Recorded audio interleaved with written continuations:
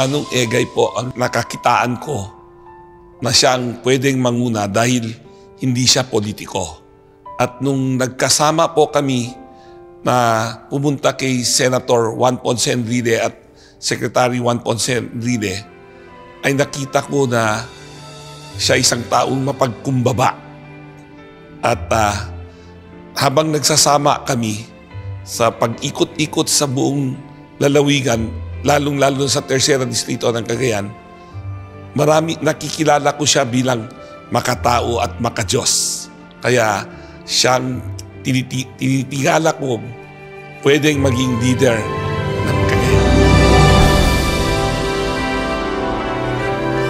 Manong Egay at Lipay, Governor of the Province of Cagayan.